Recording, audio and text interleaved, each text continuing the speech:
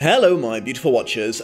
Do you remember 16 million years ago when I said I'd review Return to Oz? Well, I got asked about the book sequels in my Q&A and it got me thinking maybe it's about time I finished reading them and finally watched this movie.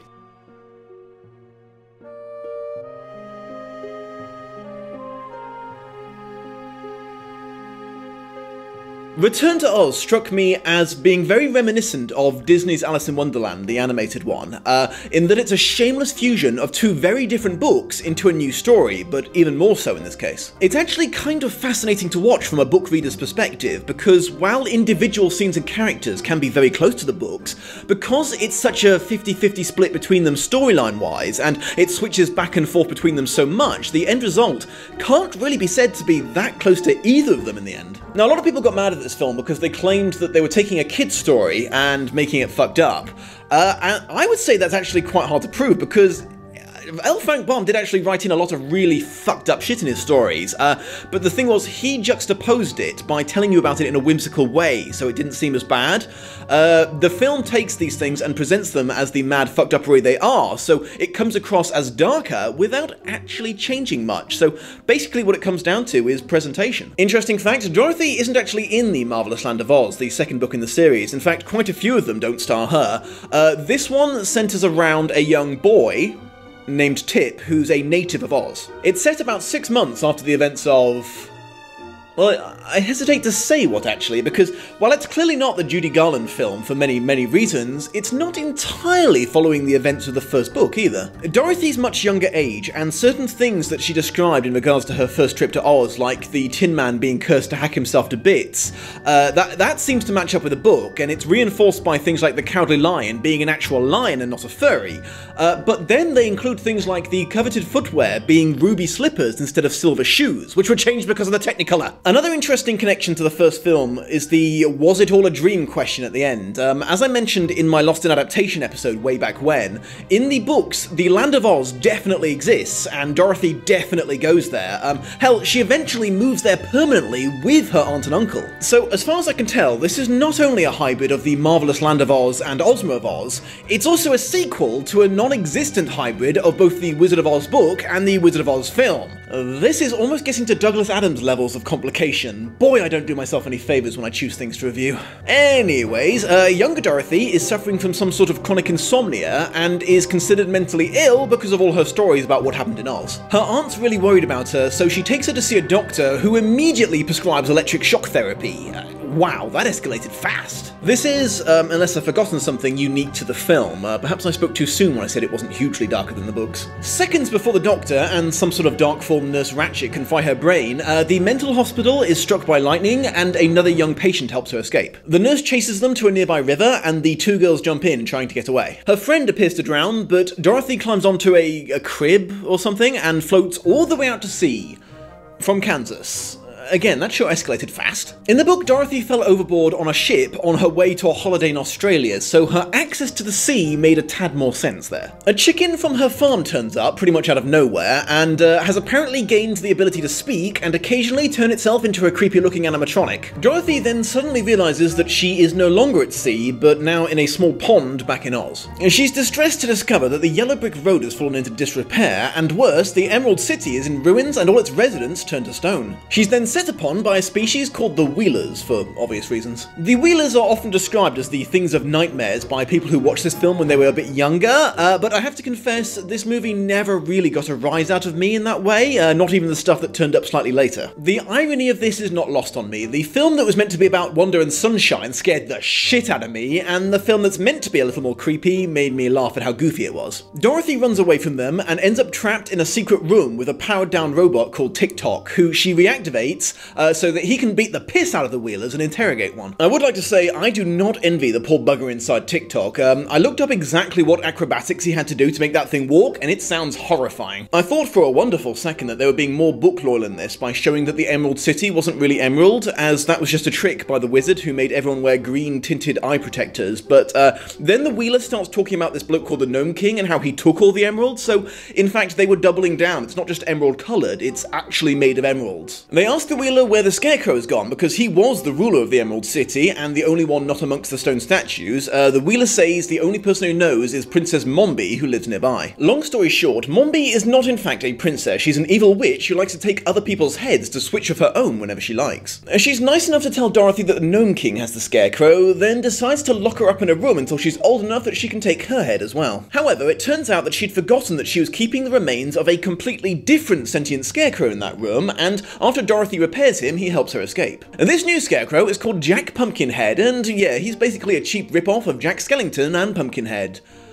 A rip-off who was created about 90 years before either of them existed. Yeah, I think my words through. He mentions he was brought to life using a magic powder which Dorothy half-inches, and they use it to make a flying machine out of a pair of sofas and a grump's head. A grump apparently being a type of sentient elk. Escaping on it, they fly to the Nome King's mountain on the other side of the desert.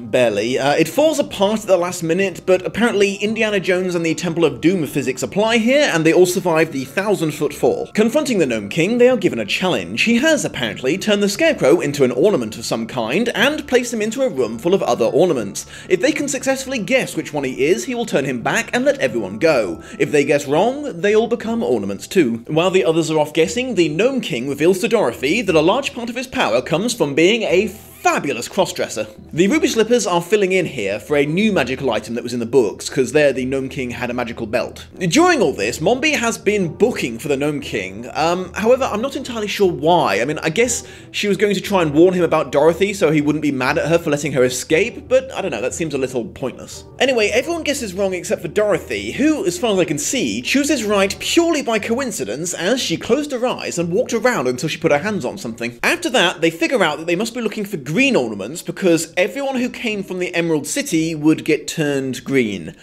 I don't quite follow the logic, but whatever. They turn everyone back to normal except for TickTock, who they can't find, and this pisses off the Nome King so much, he decides, fuck it, I'm just going to eat them. In another surprising plot twist, it turns out that eggs are deadly poison to gnomes, and Dorothy's chicken happens to lay one right in his open mouth, killing him. It's worth noting that in the books, it's hinted at that gnomes believing that eggs are deadly poison may have just been a superstition, as the king got hit in the face with them there with no ill effects. They get the ruby slippers back and use them to reset everything in Oz back to normal. They even bring the girls who had their heads taken off back to life. These things are seriously OP compared to how they were in the books. By pure luck, there seems to be a lot of that in this movie, it turns out they actually took TickTock's ornament with them, so they can turn him back to normal too, and the Emerald City throws them a big celebration. In a final, somewhat underwhelming plot twist, it turns out the girl she met at the start is the true heir to the throne in the Emerald City. Or something. This is where their reckless combination of the two stories really comes back to bite them, because Ozma is so much more interesting in the books, trust me. Dorothy is once again teleported back to Kansas, and I'm guessing doesn't have trouble sleeping anymore. That's never actually addressed. It's mentioned that the mental hospital burnt down with the electric happy doctor inside it, and the nurse is arrested and carted off.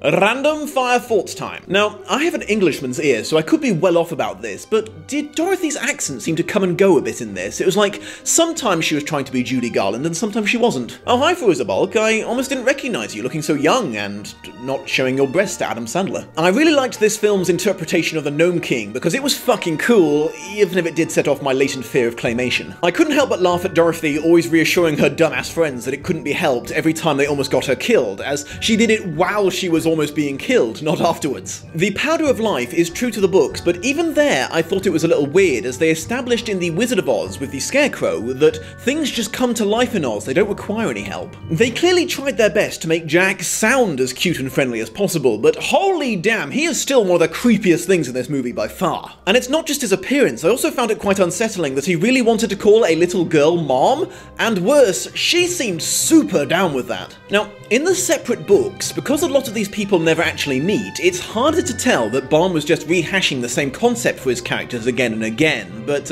yeah, stick the second living Scarecrow next to the second metal man and the second talking animal, and it suddenly becomes a bit more obvious. I have to say, I was quite surprised by the resurrected Grump's reaction to finding out that he had been killed, stuffed, mounted, and then turned into an abomination comprised of palm leaves and furniture, before being brought back to life using unholy power in order to fulfill a single purpose for other people. I mean, he basically just laughs and says, "Well, I don't think I'll last very long. I don't feel very well put together." I suspect my reaction under those circumstances would have been more akin to the butter passing robot from Rick and Morty. Either that or just one long, never-ending wail of horror and despair, but, you know, each to their own. It's a bit weird that they killed off the Nome King altogether, because he's the longest-running antagonist that the book series had. I couldn't figure out why Mombi kept her original head on after Dorothy escaped. I mean, was the rest of the glass in that palace bulletproof or something? She did seem quite obsessed with getting the ruby key that Dorothy stole back, so maybe it was tied into that. That's why she went to the Nome Kingdom. See, I should really think this through more before I write these scripts. The Nome King seemed to become slowly more and more human as people were turned into ornaments and then reverted back to being a giant rock when they turned back. I think he said it was connected to less and less people remembering Ozma. Although I'm not entirely sure why he wanted this. You'd think with him being so obsessed with power, he'd prefer being a giant monster. Regardless of why she was going there was a big build-up to Mombi arriving in the Nome Kingdom with absolutely no payoff. I mean, she gets there, she gets bullied by the Nome King a bit, and then imprisoned in a cage, and that's it. That's the end of her contributions to the movie. It was a really big waste of a good character, if you ask me. They could have found a way to use her in the climax, I would have thought. Because they changed his voice, and even at his most human looking, he was still covered in makeup, it wasn't until right at the end credits that I realised that the Nome King was supposed to be the Doctor from the start. The nurse I got right away, even before you saw her original head, but for some reason I just didn't make the connection with him. I guess I'm just a little slow sometimes. I actually have quite mixed feelings about them killing off the Doctor and locking up the nurse at the end. I mean, yes, electric shock therapy is fucking barbaric, but he was suggesting it out of ignorance, not malice. I mean, he thought that this would cure her, and he was genuinely trying to help in a very stupid way. I mean, yes, his death was an accident, but they implied heavily that it was like a karmic punishment kind of thing, and I'm just not convinced that he deserved that. And why the fuck was the nurse locked up for doing her job? I mean, being creepy or overly strict with children isn't an imprisonable offence as far as I'm aware. Plus,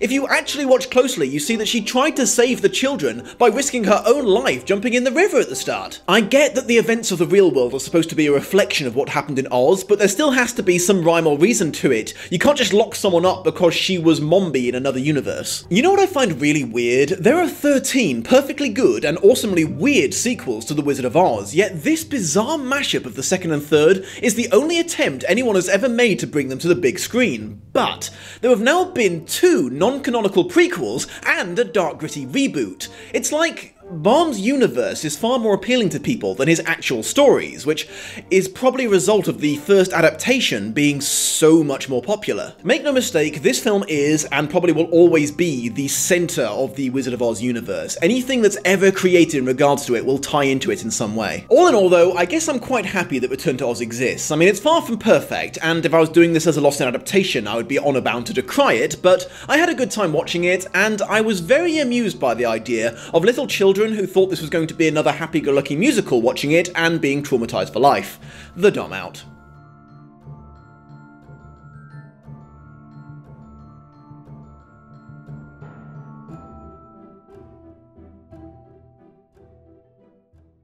Hey beautiful watchers, I just wanted to give you a quick reminder that there's a variety of rewards you can earn by becoming a Patreon, including early access to all videos, getting to be a part of the survey about how many people saw the film and read the book, or playing Minecraft with me on my 24-hour server. Higher level contributors can also join the Dom Skype chat room, and best of all, choose future episodes of Lost in Adaptation. However, if right now you are thinking, my goodness the Dom, I can't do that, I'm from the future where we've done away with traditional money and instead barter with a variety of artificial luminescent crystals. Quite useless to you, I'm afraid. Fear not, if you would instead be willing to like, share, subscribe, or a combination of all three, that goes a long way towards helping my channel grow and reach new beautiful watchers. Have a most pleasant day, and I will see you soon.